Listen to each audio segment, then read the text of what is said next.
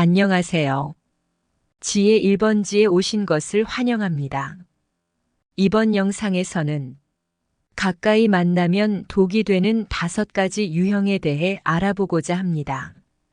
구독과 좋아요는 무료이니 한 번씩만 꾹 눌러주시면 감사하겠습니다. 인간관계에서 은혜를 인지하고 그에 상응하는 보답을 할 줄 아는 능력은 매우 중요한 덕목이다. 이것은 친구를 선택하는 데 있어 중요한 기준이 될 수 있고 많은 이들이 다양한 조건을 고려할 수 있으며 이러한 덕목 하나만으로도 한 인간이 가진 인간적 가치와 친밀한 관계를 맺을 만한 자격이 충분함을 보여줄 수 있다고 여겨진다. 사람의 본성 중에서 이와 같은 서로 간의 은혜를 식별하고 갚는 행위는 무한한 신뢰와 굳건한 우정을 기반으로 한 친분을 확립하는 징표로 작용할 수 있고 이것이 친구를 고를 때 필요한 모든 조건을 충족시킨다고 볼 수 있으며 사람들 사이에서 은혜의 개념은 매우 다양한 해석을 받는다. 우리는 종종 부모님의 무한한 사랑이나 스승의 지도와 같은 큰 희생과 헌신을 은혜로 간주한다. 이러한 수준의 은혜에 비하면 친구 간의 소소한 도움이나 일상의 작은 호의는 때때로 은혜라는 말로 표현하기에 무리가 있다고 느낄 수도 있다. 특히 한 번의 술자리에서 친구가 대신 술값을 지불해 준 것을 은혜로 여긴다고 할 때 이는 다소 과장된 반응처럼 느껴질 수 있고 사소한 경제적 지원을 친구 사이의 단순한 호의로 여기며 이것을 별다른 문제 없이 넘길 수 있는 가벼운 도움으로 여기는 사람들이 많다. 경제적 이익을 다시 요구하는 행위는 소소한 일에 집착하는 것으로 받아들이고 친구의 경제적 어려움을 농담의 소재로 삼아 비웃는 경우까지 있으며 은혜에 대한 인식은 문화적 배경, 개인의 가치관, 상황의 맥락에 따라 크게 달라질 수 있음을 이해하는 것이 중요하다. 그리고 이 모든 것을 고려할 때 어느 한쪽의 행위나 반응이 옳거나 그름을 평가하기보다는 상호 간의 이해와 관계의 맥락 속에서 서로의 행동을 존중하고 배려하는 자세가 필요하다고 볼 수 있다. 은혜라는 단어는 단순히 무언가를 잘 베풀어주는 행위나 어떤 특별한 도움을 받았을 때의 고마움을 가리킨다고 사전에서 정의하며 이러한 개념은 반드시 거대하고 영화적인 차원에서만 존재하는 것이 아니다. 오히려 은혜는 일상적인 상황에서 필요에 의해 제공된 어떠한 형태의 지원이나 도움을 받게 되며 일상에서 경험하는 작은 도움이나 지원도 은혜라는 범주 안에 위치할 수 있다. 도움이 필요할 때 진심으로 내밀어준 작은 배려가 모두 은혜의 일부로 볼 수 있는 것이 그것을 수혜자가 어떻게 인식하고 가치를 둠에 따라 그 의미가 확장된다. 누군가 경제적인 도움을 받았다면 그것이 아무리 적은 금액일지라도 기억하며 상환하는 태도는 친밀한 관계를 맺을 만한 사람의 특징인 것이다. 심지어 소액이라 할지라도 빌린 것을 기억하고 상환하는 것은 의리 있고 인성이 바른 사람이라는 것을 보여주는 행동이므로 자신의 필요를 충족하기에 앞서 먼저 빌려준 이가 기다리고 있는 무엇인가를 정산하는 것, 혹은 그에 대한 감사의 인사를 전하는 것은 진정한 우정의 상징이라 할 수 있다. 또한 만약 본인이 빌린 금액이 상당하여 당장 상환하기 어렵다면 이를 잊지 않고 기억하면서 진심으로 상환할 의사를 보여주는 것 또한 중요하고 상황이 허락하는 대로 조금이라도 변제해 나가며 이 과정에서 그 빚을 잊지 않고 있다는 소통을 지속하는 것이 진정으로 책임감 있는 사람이 갖춰야 할 태도로 볼 수 있다. 약속을 지키는 것은 인간관계의 신뢰를 구축하는 기본적인 원칙 중 하나이다. 따라서 누군가로부터 돈을 빌렸을 때 그것을 상환하는 것은 말할 것도 없는 책임이다. 빌린 자가 갚지 않음으로써 빌려준 자가 빚을 독촉해야 하는 상황을 만들어서는 안 되므로 이런 상황은 서로 간의 신뢰를 손상시키며 관계에 금을 가게 할 수 있다. 약속을 지킬 수 있는 능력은 인간의 품격을 증명하는 일종의 척도로 볼 수 있고, 사소한 약속 하나를 지키지 못하는 사람이 더 중대한 책임을 이행할 것이라 기대하기 어려우며, 게다가 오직 자신에게 유리할 때만 약속을 지키는 사람들은 다른 사람의 신뢰를 가볍게 여길 뿐 아니라 안 좋은 의도를 품고 있는 경우가 많으므로 주의가 필요하다. 이러한 형태의 행동은 언제든지 약속을 번복할 가능성을 내포하고 있는 것이기에 이는 근본적인 신뢰 문제와 직결된다. 약속을 가볍게 여기는 태도는 인간 관계에서 소중한 연결고리를 약화시킬 수 있으므로, 이로 인해 오랜 기간 동안 유지해왔던 친구 관계라 할지라도 재고의 필요성이 생기는 지점에 이른다. 지속적인 신뢰 손상이 관찰되는 경우 그런 관계는 옹호하기 어렵고, 때로는 그 관계를 끊는 것이 건강한 인간 관계를 유지하기 위한 필수적인 조치가 될 수도 있으며, 친구와의 관계에서 그러한 태도를 보이는 사람은 우정의 가치를 함께 나눌 만한 인물이 아닐 수도 있다. 힘든 시기에는 도움을 청하면서도 빌린 은혜를 가볍게 여기면서 불편해하는 듯한 반응을 보이는 것은 결코 옳지 않은 행동이고, 이러한 행위는 상대에 대한 기본적인 예의와 감사함을 결여한 것으로 여겨지며 그 사람의 도덕적 심성에 대해 의심을 불러일으키는 행동 방식이다. 순간적인 자신의 편익을 위해 타인의 도움을 무시하지만 자신에게 불리할 때 남의 도움을 과소평가하거나 비판하는 것은 결코 우정을 유지하기 위한 태도가 아니다. 특히 유사한 상황이 반복되거나 이런 맥락에서 불만이 표출될 경우 그런 관계에 대해 다시 생각해 볼 필요가 있으므로, 때때로는 헌신적인 우정을 갖출 수 있는 다른 인연을 모색하는 것이 더 바람직할 수 있다. 의무를 이행해야 할 위치에 있는 사람이 오히려 책임을 회피하여 타인을 몰아세우는 행위는 자신의 부주의나 무책임함에 대한 반성보다 안일한 태도가 드러나는 순간이다. 이는 상대방에게 실망감을 줄 뿐만 아니라 자신의 이득을 우선하는 자기중심적 심리가 강하게 작용하고 있음을 보여주는 것으로 해석될 수 있다.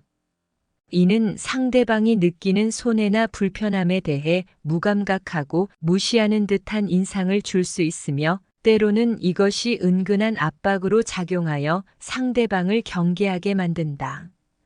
이런 행동은 관계상의 건강을 침해하여 앞으로 진행될 어떠한 금전적 거래나 도움의 손길을 건네는 일에 대해서도 재고해야 할 필요성을 암시합니다. 이런 유형의 사람과의 재치 있는 거래는 주의를 기울여 피하는 것이 현명하고, 더 나아가 관계를 재평가하는 계기로 삼을 수 있는 상황임을 나타내며, 인간 관계에서는 종종 개선의 여지를 열어두면서 용서하는 모습을 보이는 것이 일반적인 것이다. 진정한 뉘우침과 애원의 마음이 움직이며 전에 보인 부정적인 행동에도 불구하고 다시 한번 기회를 주게 되는 경우가 있다. 상대방에게 동일한 실수를 용인해주면서 다시금 도움의 손길을 건네는 것은 고결한 동정심에서 비롯될 수도 있다. 하지만 같은 상황이 반복되면 결국 자기 자신에게도 책임이 있음을 인정해야 하는 순간이 온다. 삶에서 우리는 타인을 대하는 태도뿐 아니라 자신의 경계선을 설정하는 데에도 자기 책임을 져야 한다. 이를 무시하고 또 다시 문제를 일으키는 사람에게 거듭하며 도움을 제공함으로써 자신이 그 결과에 공동으로 책임을 진다는 것을 인지하는 것이 중요하다.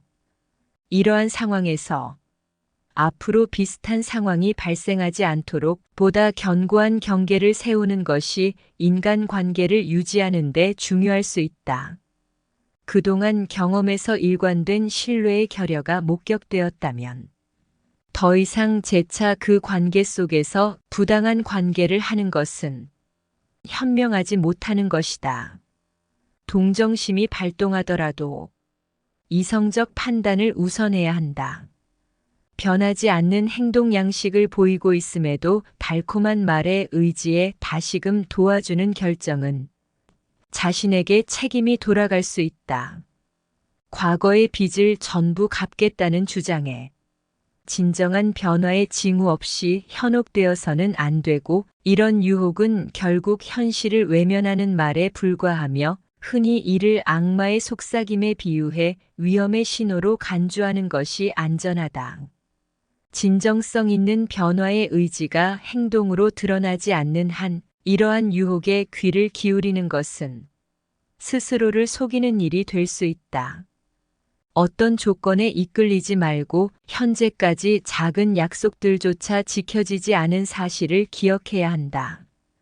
작은 것을 실천함으로써 더 큰 약속과 책임을 다할 준비가 되어 있음을 보여주는 것이 중요하기 때문에 더 큰 이득의 약속조차 신뢰할 수 없는 바탕 위에 있는 것이라면 그것을 거절하는 것이 현명한 선택으로 여겨진다. 만일 어떤 사람이 다른 이로부터 받은 돈을 자신의 재산으로 오인하고 그것을 상환할 의무에서 벗어나려 한다면 실제로 그 사람이 빚을 갚을 의지가 있는지에 대해 의문을 품게 된다. 남에게서 받은 돈은 마치 운명적으로 자신의 것처럼 여겨지므로 본인의 소유물로 귀속되어야 할 것처럼 인식된다. 그 돈을 반환하라는 요구에 대해 공격적인 태도를 취하는 것은 어쩌면 당연한 반응으로 여겨질 수 있다. 이러한 사고방식은 자기 중심적이고 타인의 기여나 도움을 예우하는 태도와는 거리가 멀기 때문에 이런 태도를 가진 사람을 대할 때는 경계하며 보호 조치를 취하는 것이 점점 명확해진다. 부당한 이익을 정당화하려는 이러한 심리는 결국 타인과의 관계에서 신뢰를 저해하여 본인에게 더 이상 경제적인 지원이 이루어지지 않도록 주변 사람들에게 경각심을 일으키게 된다. 경전이나 고전 문헌들은 때때로 인간의 본성에 대한 깊은 통찰을 제공한다.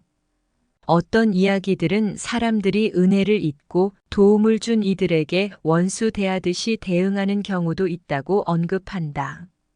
이들은 자신에게 베풀어준 선함을 무시하고 그 대신 비판과 비난으로 자신의 부정적인 내면을 드러내며 마치 자신에게 제공된 것을 자신의 것으로 여기듯 그것이 어떠한 형태든 도전받는 것에 대해 적대적으로 반응하는 것이다.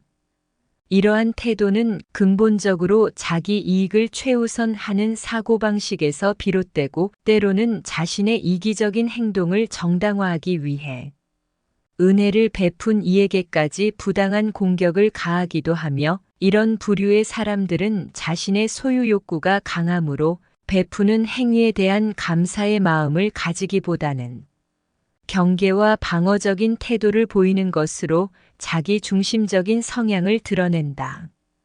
인간의 성향은 변할 수 있지만 근본적으로 자신의 이익을 추구하여 타인의 선의를 악용하는 사람들과의 교류는 마침내 해로울 뿐이다. 이러한 사람들과의 관계를 계속 유지하는 것은 자신에게 해가 되고 그와의 인연을 끊는 것이 자신을 보호하는 가장 현명한 방법이며 그 순간의 손실이 있을지라도 이는 장기적 관점에서 볼 때 더 큰 피해를 예방하고 자기 자신을 지키는 데에 도움이 되는 결단이 될 수 있다.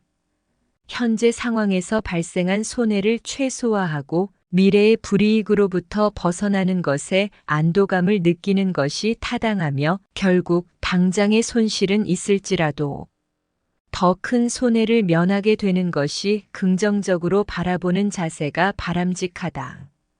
제가 걸어가던 중 어느 백화점에서 구두들이 세일 중이라는 걸 알아차렸는데 몇 개의 매력적인 구두들이 눈에 띄었지만 제대로 진열되지 않고 여기저기 뒤죽박죽이어서 원하는 물건을 찾기 위해선 직접 뒤져봐야 할 상황이었다. 이럴 땐 당연히 사이즈가 더 있는지 아니면 보이는 것이 전부인지 궁금증이 생길 수밖에 없다. 나와 동일하게 다른 고객들도 그런 문의를 할 수 있었다. 그럼에도 불구하고 담당 점원은 말 한마디로 권유하거나 안내하는 대신 끄덕임이나 손짓으로만 대답을 했다. 이러한 비언어적인 커뮤니케이션은 종종 특정 상황에서 효율적일 수 있지만 소비자로서 좀 더 명확한 안내나 도움을 기대하는 경우에는 충분한 정보 제공이 이루어지지 않는 것으로 느껴질 수 있다. 할인된 상품을 구매한다 하더라도 고객에 대한 존중과 서비스의 질은 변함없어야 한다. 간혹 가격이 낮다 보니 서비스도 낮은 가격에 맞춘 건가 하는 의문이 들 수 있는 순간들이 있다. 그것은 고객으로서 받는 서비스에 대한 기대를 저버리는 경험이 되고 이런 상황은 나중에 그 장소를 다시 찾고 싶은 마음을 줄일 수 있으며 고객으로서의 경험에 부정적인 영향을 미친다. 대화 중에 상대방의 말에 전혀 반응을 보이지 않는 사람이 있다면 이는 소통을 저해하고 대화의 동력을 앗아간다는 것이 문헌의 설명이다. 그런 행동은 대화의 리듬을 깨고 대화 상대의 기분까지 해칠 수 있다.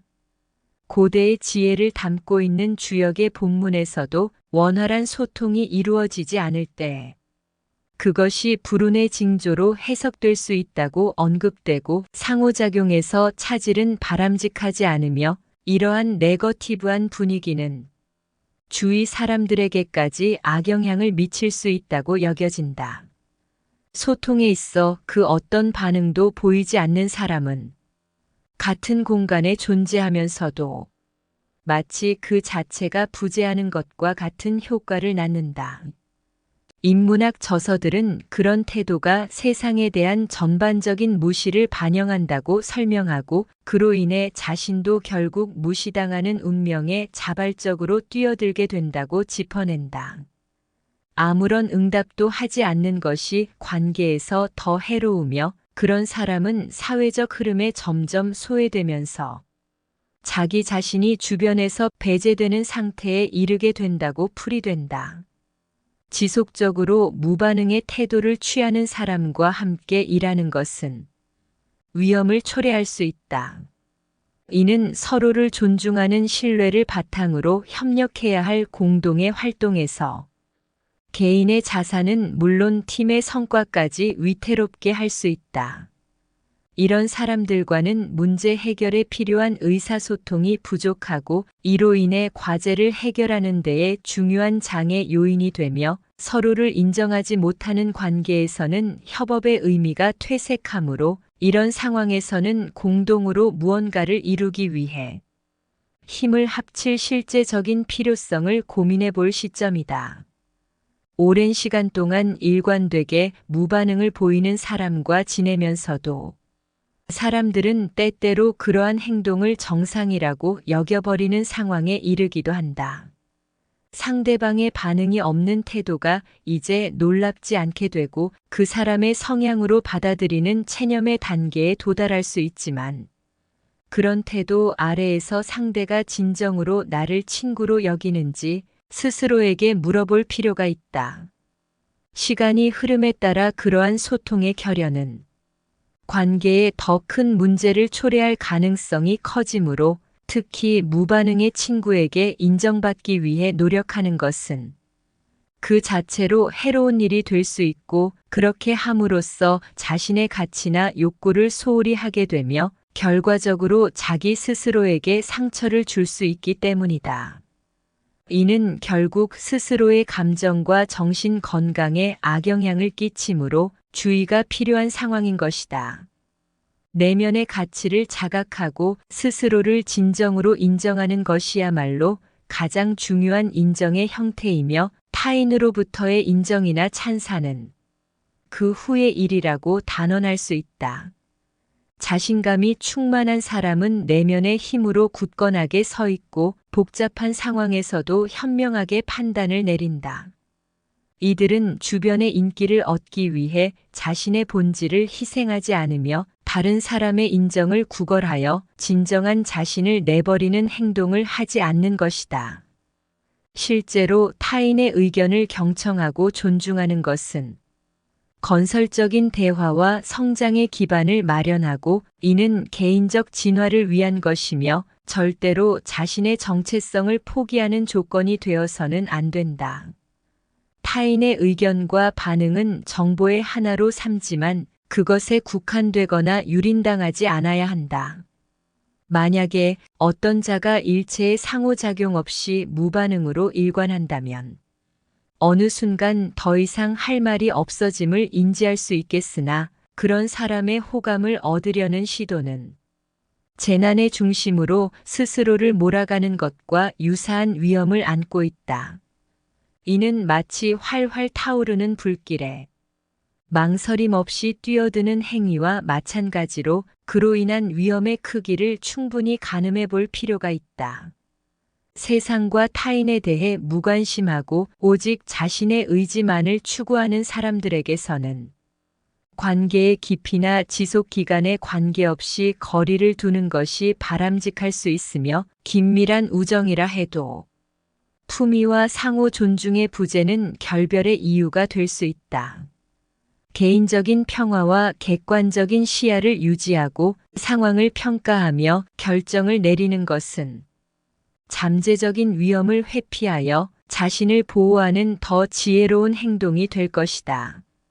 대화의 흐름을 자꾸만 방해하는 사람이나 자기 중심적인 이야기로 일관하는 사람은 사회적 상황에서 피하고 싶어 하는 인물이다.